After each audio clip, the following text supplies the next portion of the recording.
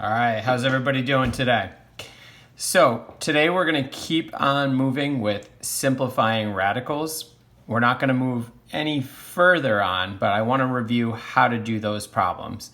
I'm getting a lot of feedback that some of you are getting sort of stumped on certain parts of it, and some of you are sort of struggling on like those quizzes assignments that we're doing. So hopefully this will clear up any confusion that you guys have. Might be a good idea to write these steps that you see right here in your notebook or on a piece of paper so that you have them when you're trying to do these types of problems. I think if you follow these steps, you will get all these problems correct. All right, so we're gonna kind of go through these steps, and I'm gonna put an example up here to the side. So our first step is gonna be to factor the number that's inside the radical. This is also called the radicand, if you want. So I'm going to look inside my radical, what we call the radicand, and you're going to look for the number that's in there. The only number we have is 56. And so what we're going to do is we are going to factor it. That means we're going to break it down. So we're going to break down 56. Now, a couple ways we could do this. I'll go with 8 times 7. You might go with something different, but 8 times 7 works for me. 7 is a prime number, so I'm going to break up 8 into 4 and 2, and 4 will break up into 2 and 2. So I've got 2, 2, 2, and 7. All right, I'm going to go back to my steps here. Step 2, factor any variables that are inside our radical. Okay, so I haven't done anything yet with these numbers, but I'm just going to keep them here. And now I'm going to break up my variables. Now, when we break up the variables, we're literally just going to write the number of variables that we have. So x to the 5th, that means I'm going to write 5 x's. 1, 2, 3, 4, 5. And y to the 2nd, I'm literally just going to write 2 y's. So this is what I have after I have factored my radicand. 2, 2, 2, 7. I've got 5 x's and 2 y's. All right, back over to my steps here. Step 3, bring all pairs outside. So we're going to bring all the pairs that we have outside of my radical.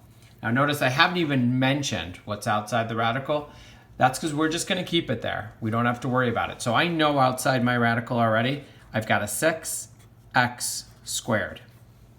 And now we're going to bring with there, also to join out there, anything that has a pair. So I see a pair of 2's, that's going to go out here. I see 2 pairs of x's. I'm going to write both of them down. They're both going to come out. And I have a pair of y's. That's going to come out of the radical. Now, inside the radical is going to be all those things that are left.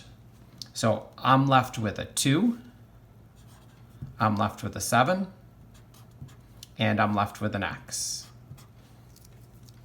So this is what I have right now. Now my fourth and final step, which looks like a lot all written out, but is really probably the easiest step.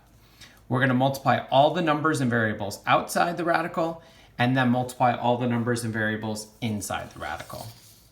So outside my radical, I'm going to look at what numbers I have. I have a 6 and I have a 2.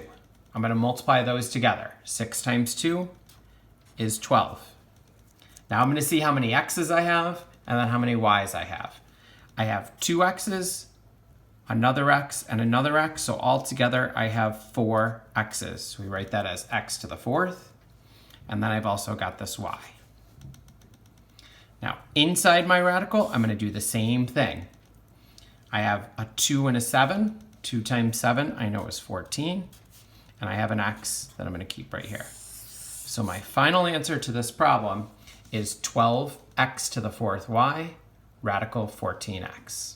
I know it takes a little bit of time, but I think if you follow these steps, you will get all the correct answers. All right, let's do one more of these just to make sure that we're clear with how this goes. So this one, again, looks pretty complicated. 2x to the 4th y times the square root of 30x to the 3rd y to the 4th. So we're going to go step by step. Step 1, factor the number inside the radical. So the number that's inside my radical is 30. I'm going to break that down into 10 and 3. 10 breaks down into 5 and 2. All right, so that's step 1. I've broken down 30 into 5, 2, and 3. Step 2, factor any variables inside the radical. So I'm going to look at my variables. I'm going to write down how many of them I have. So I have 3 x's, so 1, 2, 3, and I have 4 y's. Cross it off and write 4 y's. All right. Again, notice the outside, I'm not touching. I don't really do anything with that until the very end. Step 3, bring all the pairs outside the radical. So anything that has a pair, we want to go outside of our radical. So I first check out my numbers, 5, 2, and 3. None of them have a pair. That's going to happen sometimes. I do, however, have a pair of x's, and I have 2 pairs of y's. So outside my radical, I have the 2, the x to the 4th, and the y from before. I just dropped that right down. And joining them now is going to be the x and 2 y's, because I had 2 pairs of y's. Inside my radical is just going to be all the stuff that's left over. That's a 5, 2, and a 3. And also I had 1 x that did not have a pair. That stays in there. Now at the end, we're going to clean this all up. We're going to do our step 4, which is going to multiply all the numbers and variables outside the radical, and then multiply all the numbers and variables inside the radical. So numbers part, really easy on the outside. The only number I have is 2. Variables, I've got 4 x's and another x over here. So I now have 5 x's, x to the 5th. And then I have y times y times y. That is y to the 3rd. I have 3 y's multiplied together. Inside the variable, 5 times 2 times 3. That's going to give me 30. And I have an x. So this whole problem is going to boil down to 2x to the 5th, y to the 3rd, times the square root of 30x. All right, hopefully you guys found that helpful. Let me know if there's anything else you need help with. Good luck.